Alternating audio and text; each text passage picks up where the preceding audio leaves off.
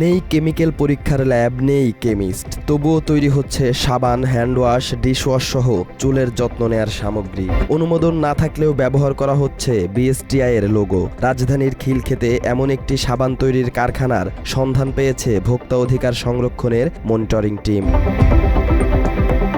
খিলক্ষেতের লতিফ মার্কেটে টিনের বেড়া দিয়ে গড়ে তোলা হয়েছে সাবান কোম্পানি। অস্বাস্থ্যকর পরিবেশে অদক্ষ কারিগর দ্বারা তৈরি হচ্ছে সাবান, শ্যাম্পু, হ্যান্ডওয়াশ, ডিশওয়াশ সহ কাপড় ধোয়ার ডিটারজেন্ট পাউডার। প্যাকেটজাত শেষে দেশের বিভিন্ন প্রান্তে চলে যাচ্ছে এসব পণ্য।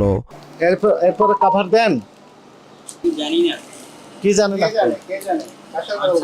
কই স্যার আপনার নাম কি? এটা হচ্ছে মিস্টাইন মিল্ক। আরেকবার বলেন। মিস্টেন্স। এরপরে আবার দেন না, হচ্ছে কাভারেজ এইভাবে থাকে, এইভাবে বিক্রি করেন।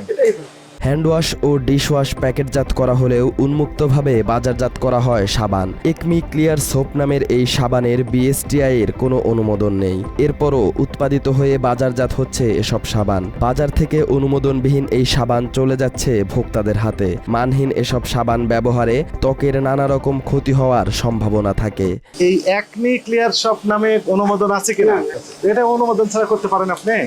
এটা অ্যাকচুয়ালি অনুমোদন বলতে আমরা তো এটাকে বাজার ওইভাবে আমরা বাজার করি। কিভাবে বাজার করেন? এটা ধরে এরকমই যাবে, এবার বাজারজাত হয়ে যাবে। এবার বাজারজাত করেন না সেভাবে করেন।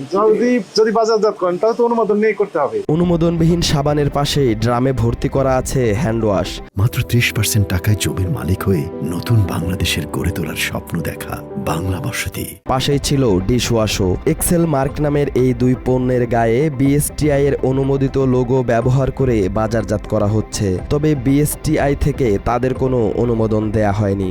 এক্সেল মার্ক, এই বিএসটিআই লোগো ব্যবহার করছেন, দরখাস্ত না।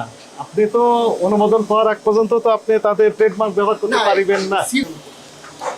এটা মানে হ্যান্ড ওয়াশ তো লেভেল কই? এটা লেভেল দেন নেই, লেভেল লাগান নেই। এছাড়া যেখানে সাবান তৈরি করা হয় ঠিক সেখানেই কবুতরের খাবার ও বিষ্ঠার স্তূপ পড়ে আছে। কাঁচামালের সঙ্গে কবুতরের বর্জ্য মিশেই তৈরি হচ্ছে এসব অনুমোদনবিহীন সাবান। কবুতরের পায়খানাও মনে আছে নাকি? এটা হচ্ছে কি এমনি দেখতে মনে হচ্ছে।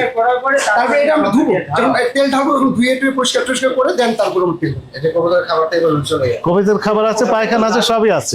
এই প্রোডাক্টগুলো আমি করব, এটার জন্য আমার এই এক্সেল মার্ক আমার এই ব্র্যান্ডই যথেষ্ট আছে। হ্যাঁ, এই ব্র্যান্ডের ব্র্যান্ড আপনার একটাই থাকুক, কোনো সমস্যা না। এক্সেল নাম দিলেন অলরাইট, বা Excel mark.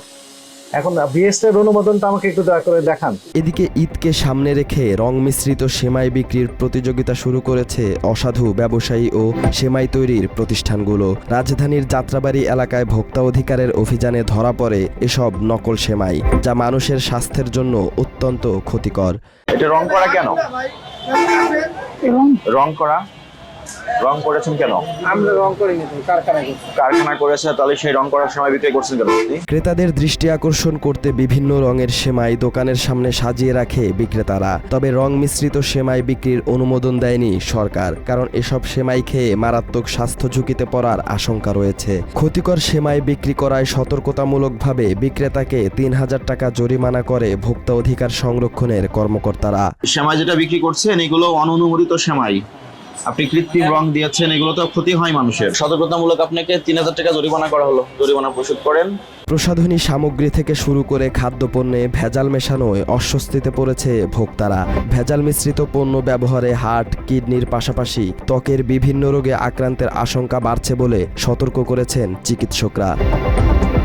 Salauddin Saju, Bangla addition.